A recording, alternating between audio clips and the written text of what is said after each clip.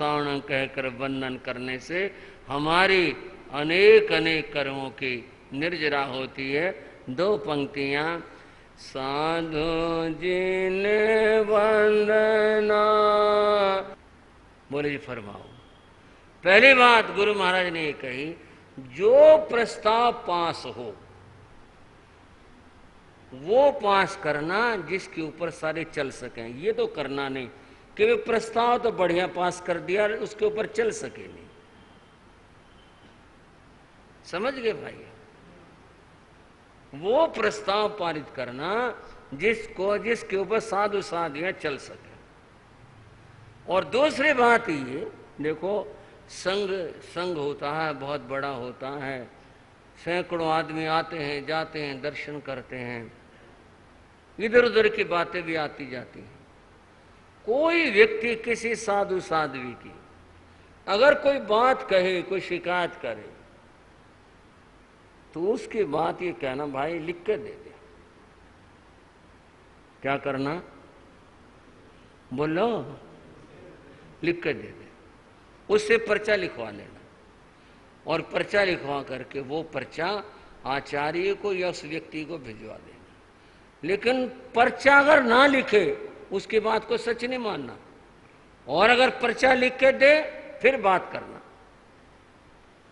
पर्चा लिखवाने से जितने ही आपस में मतभेद खड़े होते हैं ना, वो यूं कहता तुम्हारे बारे में, उसके बारे में यूं कहता, बोले एक नहीं रहेगा। पर्चा लिखवा लो, और पर्चा लिखवाने के बाद में फिर उसको पर्चा लिख लिया तो उसको भिजवा दो। हंस पड़े श्री चुके, बोले फिर तो एक भी शिकायत नहीं रहेगी, कोई पर्चा लिख कर दे दो। बोले मैं ये करूं, शिकायत मिटाने का तरीका ही है। लोग झूठ बोलते हैं, इधर उधर की बातें करते हैं, पहुंचाते हैं, गलत कहते हैं। और अगर पर्चा लिख कर देंगे ना तो एक भी समस्या नहीं रहेगी। बंधुओं, अनुभवों की बात और यथार्थता की बात, साधुता की बात चल रही थी। मैंने साधु के विषय में चर्चाएं तो बहुत सारे रहेंगे, भी तो बहुत कम चर्चाएं कर पाया हूं। बंधुओं, शास्त्र के अंदर साधु की बहुत बातें बताई।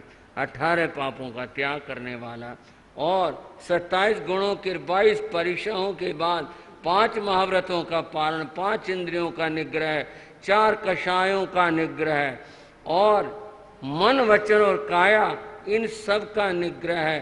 भाव सत्य, कर्ण सत्य, योग सत्य, इन सब का आचरण करने वाला, इसके साथ में संपन्न किए ज्ञान दर्शन चरित्र का धारा, क्षमावान, खंती, संवेग, मोक्ष का अभिलाषी, वेदना जीता, वेदना को जीतने वाला, और मरणांतिक, जो मरण जितने भी परिचय है उस सब को भी वह समता से सहन करे। ये साधु के 27 गुण होते हैं। इन गुणों का धारक सच्चा साधु होता है। साधु को हम बार बार नमन करते हैं और वंदन करते हैं, और नित्य प्रति इन साधुओं को नमो लोई सब सावण कहकर वंदन करने से हमारी अनेक अनेक कर्मों की निर्जरा होती है। 2 पंक्तियां। साधु जिन वंदना नित्य नित्य कीजे, साधु जिन वंदना नित्य नित्य कीजे, पर उगंत सोर रे प्राणी, पर योगांत सोर रे प्राणी, साधु जिन वंदना नित्य नित्य। इन पावन दिनों में जो आजकल पर्व के दिन चल रहे हैं, इस नवपद आराधना के दिन चल रहे हैं, इनमें जहाँ हम नमोकार मंत्र के पदों की चर्चा करते हैं, तो वहाँ एक इस नवपद की आराधना करने वाली महासती का चरित्र श्रीपाल मैना सुंदरी, उसकी भी कुछ थोड़ी थोड़ी चर्चा करते हैं। आप अब तक सुन चुके हैं कि एक कोढ़ी जिसका नाम उम्बर राणा था, उसके साथ में राजकुमारी मैना सुंदरी का विवाह किन स्थितियों में हुआ, कैसे हुआ, ये आपने सुना। अब बात यहां है कि मैना सुंदरी उस कोढ़ी समुदाय में 700 कोढ़ियों का जो इतना बड़ा समुदाय था वहां पर पहुंची। उसका पति उम्बर राणा वह साथ में है। उनका स्वागत कमल प्रभा जो श्रीपाल की माता थी उसने किया। कमल प्रभा बड़ी भावुक थी, उसकी आंखों से आंसू झर रहे थे। मैना सुंदरी ने समझा खुशी में भी आंसू आते हैं, दुख में भी आते हैं, पर सासू माँ के आंसू खुशी के नहीं, इनके पीछे पीड़ा है। उसने चरण छुए पूछा, माता ये तो बताओ क्या बात है।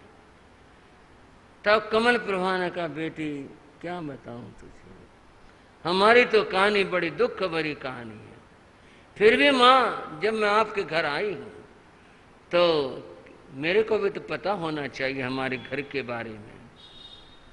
तो उसने बताना शुरू किया। उसने पूछा, तुमने अंग देश का नाम सुना होगा? बोले हाँ माता मैंने सुना है, पढ़ा है।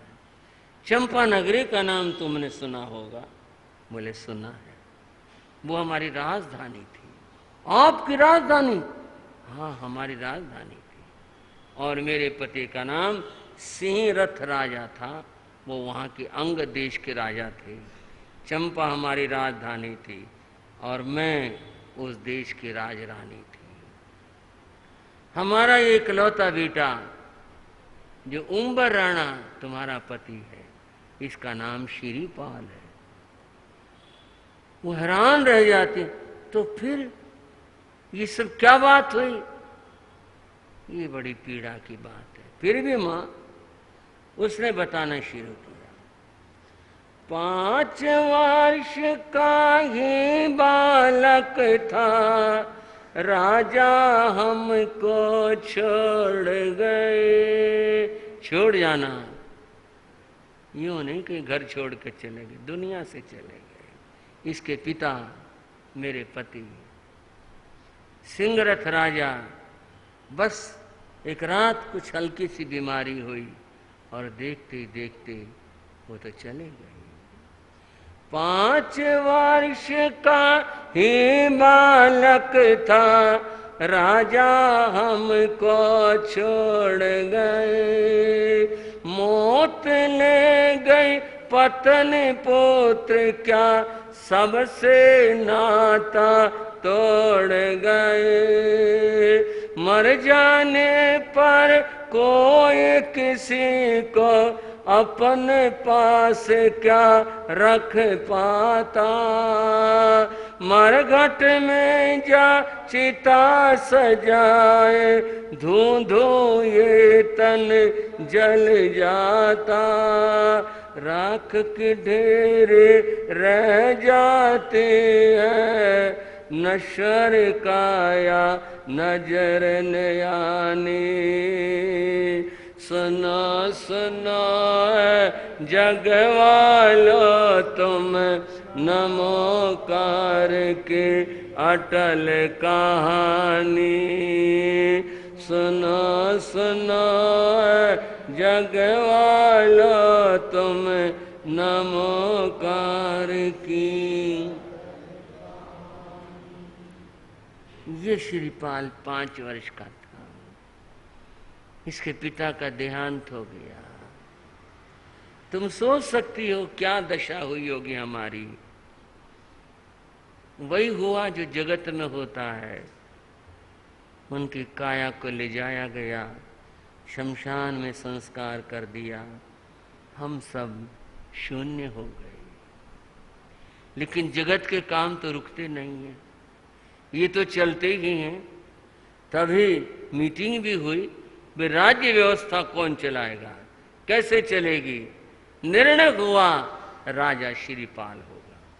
राज्य व्यवस्था चलाने के लिए इसके चाचा और राजा के छोटे भाई जिसका नाम वीर दमन है, उनको व्यवस्था सौंपी जाए, और जब ये बालिग हो जाए तो फिर विधिवत राज तिलक कर दिया जाए। ये व्यवस्था सबने स्वीकार कर ली और वीर दमन को सारी व्यवस्थाएं राज्य की दे दी गई। इसको मुकुट पहना दिया और यूं समय बीतने लगा। परंतु वीर दमन के मन के अंदर शनई शनई कुछ फर्क आने लगा। और ये कब से? ये तभी से आने लगा जब मेरे पति का देहांत हुआ था। चिता बिठंडे हो ना पाए, वीर दमन मन लोभ जगा। कहने को तो भाई था वह, उसके मन शैतान जगा। छल प्रपंच से उसने हमारा सिंहासन था छीन लिया। श्रीपाल का भी वध कर दे, ऐसा षड्यंत्र रचा गया। चाचा ही श्रीपाल भतीजे का, बन बैठा दुश्मन जानी। सुनो सुनो जग वालो तुम, नमोकार की अटल कहानी। सुनो सुनो जग वालो तुम, नमो। उसके तो मन में तभी से षड्यंत्र आ गया, ये मेरा दुश्मन है बालक, ये रहेगा तब तक मैं सुरक्षित नहीं, इसको खत्म कर दिया जाए। और ये कथा नहीं, इतिहास में से बहुत घटनाएं घटित हुई हैं, न जाने कितनी घटी हैं। यहां भी वही सोचा चाचा ने, इसको अगर मार दिया जाए तो पथ निष्कंटक हो जाए, राज्य मेरा, मैं पूरी तरह राजा और आगे मेरी संतति राजा, ये होगा। उसने अंदर ही अंदर प्रपंच रचना शुरू की। एक दिन आया, मैंने देखा महल के चारों तरफ सेना लगी थी। मैंने पूछा क्या बात है? महल माना जाना सबका बंद, बाहर से कोई नहीं आ पाए, सेना शस्त्र, बात क्या है? कुछ नहीं पता चला। कुछ सीमाओं पर आक्रमण हो गया क्या? ऐसा क्या सुरक्षा का मामला आया? कुछ पता नहीं चले। अंदर के लोग अंदर, बाहर के बाहर, सेना चारों ओर, और बड़ी हलचल सी थी। समझ नहीं आई बात क्या है। ऐसे में भला मति सागर मंत्री का निज कर्तव्य निभाया था। ऐसे में रात का समय, समझ कुछ आ नहीं रहा था। हमारा मंत्री मति सागर जिसका नाम था, वो आया हो, बड़ा हैरान और परेशान सा होकर के वो आके मेरे से मिला, बोला कुछ पता है आपको? नहीं, मैं तो पूछ रही हूँ क्या बात है, ये सब क्या हो रहा है? बहुत भयंकर बात है। क्या बात है? आज की रात आप दोनों मार दिए जाओगे। हैं? ये क्या बात? मैं बस आया हूं बताने के लिए, मुझे मालूम है आज की रात काल की रात है। ये अगर बचना है कुछ उपाय कर लो। हम क्या उपाय कर सकते हैं? हम कहाँ जा सकते हैं? हमारी रक्षा तो करने वाले यही है। यही अगर ऐसा करेंगे तो फिर क्या होगा? एक बात है बचने की। क्या बात है? आपको मालूम नहीं, मैं जानता हूं, महाराज जानते थे, औरों को मालूम नहीं है। एक रास्ता है जिसके नीचे तल घर है और फर्श ऐसा किसी को पता भी नहीं है। मैं उस रास्ते को खाड़ के निकाल सकता हूं। वहां से सुरंग जाती है, वो है ही ऐसे वक्त के लिए बनाई हुई, जो जंगल में जाती है। अगर आप प्राणियों की रक्षा चाहती हो, अपने भी और अपने बेटे के भी, आप तत्काल यहां से निकल जाओ। और एक बात सुनो, इन कपड़ों में भूल कर मत जाना। दासी के कपड़े पहनो ताकि बाहर तुम्हें कोई पहचान न सके इस तरह से निकल जाओ तो बच जाओगे, अन्यथा बचोगे नहीं।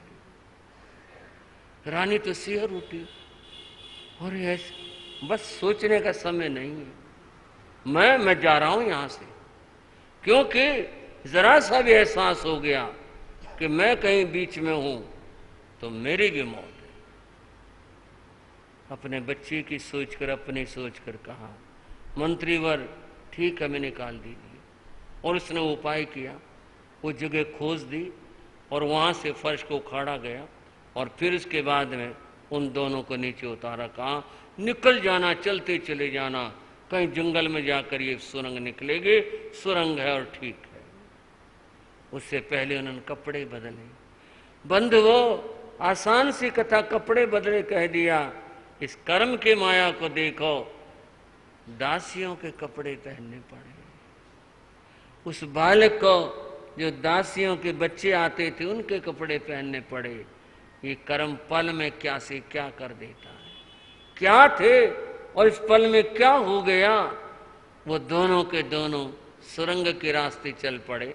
मंत्री ने वहां से जो प्रबंध था वो कर दिया और फिर वो इधर उधर हो गया। रात्रि को जो भी समय था, उस समय पर जो भी संकेत था वो हुआ। सेना टूट पड़ी महल के ऊपर और महल में घुस गई, दरवाजे बंद कर दिए। कत्लेआम मच गया। रानी को, राजकुमार को ढूंढा गया, वो नहीं मिले। बहुत ढूंढा, गए तो गए कहां, निकले कहां से। चारों ओर तो सेना थी, कैसे क्या हुआ। उस समय का जो राजा था वीर धनुष ने कहा कहीं भी हो ढूंढ कर लाओ, और जो ढूंढ कर लाएगा उसको भारी इनाम दिया जाएगा। तब ऐसा कहने के बाद चारों ओर घुड़सवार सेना दौड़ा दी गई, ढूंढो उनको। वे दोनों सुरंग के रास्ते जा रहे थे।